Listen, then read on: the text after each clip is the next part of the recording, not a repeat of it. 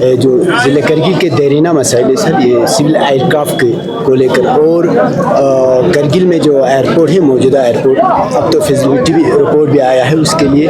तो इससे पहले कई बार C-17 जहाज़ उतरा है। आपकी तरफ से किस किस्म की कोशिशें जारी है और आपने अब तक इस सिलसिले में क्या इक़दाम किए? देखिए, जब से मैं यहाँ से पार्लियामेंट लोगों का मैंडेट मुझे मिला और लोगों ने मुझे नुमाइंदगी करने के लिए भेजा है, तब से डे 1 से जिस दिन जो पहला सेशन जब पार्लियामेंट का हुआ, उसी सेशन से ही मैंने हमारे एयरपोर्ट और एयरक्राफ्ट, सिविल एयरक्राफ्ट के बारे में मैं इश्यूज़ को एड्रेस कर रहा हूँ।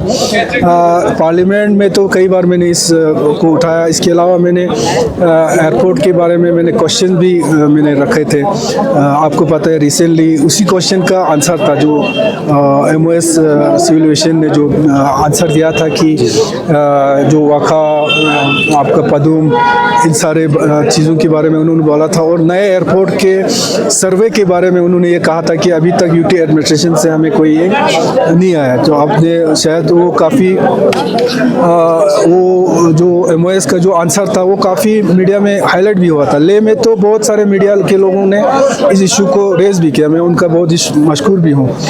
कई मीडिया के लोग मुझसे कांटेक्ट भी किया कि ये मसला क्या है, क्योंकि MOS ने थोड़ा एक सवाल निशान उसमें ये रखा था कि नए, चूँकि मैंने कई बार ये मिनिस्ट्री को मैंने लिखा भी था और उनसे मुलाकात के दौरान भी मैंने ये कहा था कि चलो वाखा को लेके या पदुम, बाकी जो एयरपोर्ट का जो एक कमेटी, सर्वे कमेटी पहले जो हमारे एसवेल जो काउंसिल थे, उस टाइम 2 कमेटी आए थे यहाँ पे, उन्होंने सर्वे किया था, लेकिन उस वक़्त सिर्फ हमारे वाखा को उन्होंने सर्वे किया था।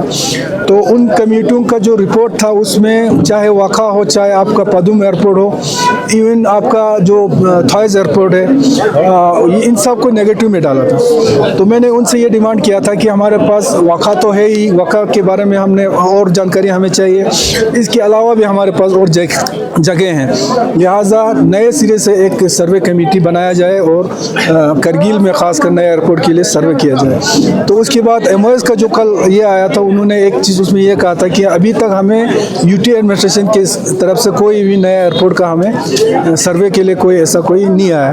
तो ये हाईलाइट मीडिया, ले वाले मीडिया ने काफ़ी हाईलाइट किया, लेकिन करगिल के मीडिया को शायद पता नहीं चला, कुछ नहीं किया।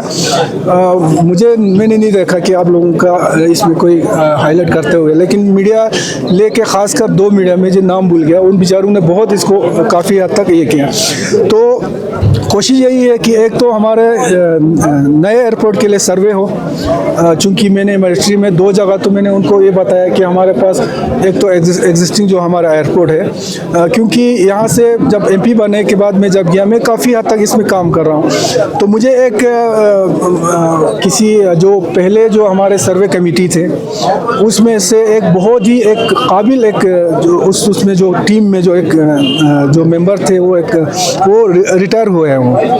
तो उनसे मुझे मुलाकात करने का मुझे मौका मिला, तो मैंने उनसे काफ़ी हद तक ये किया। तो उन्होंने भी बताया कि रीसर्वे होना चाहिए। तो उन्होंने मुझे कहा कि ये जो हमारा एग्जिस्टिंग जो एयरपोर्ट है, इस एयरपोर्ट को लेफ़्ट तरफ थोड़ा मोड़ के, अगर शरगोल का नाला है और जो पश्चिम का आगे एक वो ज़मीन है, उस तरफ अगर मोड़े सबसे फिजिबल हो जाएगा। एक ये है, तो दूसरा हमारा खुम्बतंग है, और इसके अलावा भी मैंने कहा हमारे पास जगह है, तो आप सर्वे टीम फिर से बनाएं।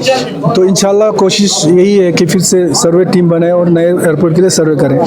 दूसरा, एग्जिस्टिंग जो हमारा एयरपोर्ट है, इस पे किस तरह से जो है एक सिविल एयरक्राफ्ट उतारा जाए जल्द से जल्द, तो उसमें भी हम काम कर रहे हैं। उसमें तो गवर्नमेंट का मुझे नहीं लगा कि उनका कोई बदनीयती है या कुछ है, क्योंकि ऑलरेडी इस वक्त मेरे ख्याल से 4th फेज़ है शायद उड़ान स्कीम, 4th फेज़ में भी हमारा एयरपोर्ट को शामिल किया हुआ है। लेकिन बदकिस्मती अभी थोड़ा मसला ये आ रहा है कि कोई कंपनी अभी मिनिस्ट्री तैयार इसमें लगे हैं, ख़ासकर सिविल एविएशन जो मिनिस्टर साहब हैं ये यहाँ के ये आंध्र प्रदेश के हैं शहर, बहुत ही वो मिनिस्टर साहब बहुत ही अच्छा है। और हर बार उनके ऑफिस के अलावा पार्लियामेंट में ही जब भी मिलता है इसी बारे में हम लोग डिस्कस करते हैं, तो वो भी लगे हैं। और इंशाल्लाह हमारे होम मिनिस्टर साहब से भी मेरी मुलाकात हुई थी, उसके सामने भी रखा था, और आने वाले दिनों में इंशाल्लाह कोशिश कर रहे हैं कि होम मिनिस्टर साहब से मिलें, क्योंकि मुझे लगता है उनके ज़ाती इंटरवेंस से ही मुझे लगता है कोई कंपनी, क्योंकि इसमें प्रॉब्लम ये है कि कोई कंपनी अभी तैयार नहीं हो रही, क्योंकि कंपनी तैयार हुए बगैर कोई, क्योंकि 2 एयरक्राफ्ट है, एक तो है कोई टर्बो इंजन, कोई उसका नाम मुझे मिल गया, ATR जो है वो ATR हमारे यहाँ नहीं आ सकते क्योंकि हाइट नहीं पकड़ता, उसी में उसका नाम भूल गया, उसमें टर्बो एक इंजन है जो हाइट पकड़ता है, वो है तकरीबन 60-70 सीटर का है, जो स्पाइस जेट के पास है, लेकिन स्पाइस जेट बिल्कुल तैयार अभी तक नहीं हो रहा है।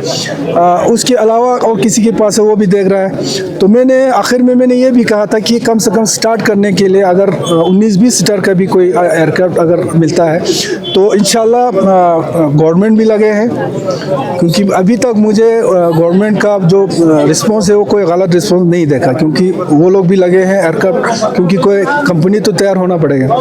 तो इंशाल्लाह मेरा कोशिश यही है कि इसमें अगर होम मिनिस्टर साहब ज़ाती तौर पे अगर इसमें इंटरवेंस करेंगे तो कोई ना कोई कंपनी तैयार हम कर पाएंगे। तो कोशिश यही है कि जल्द से जल्द जो एयरक्राफ्ट सिविल एयरक्राफ्ट है उसको उतार के जो शुरू करें। बाकी एयरपोर्ट नया एयरपोर्ट का मसला है, उसमें इंशाल्लाह टाइम लगेगा।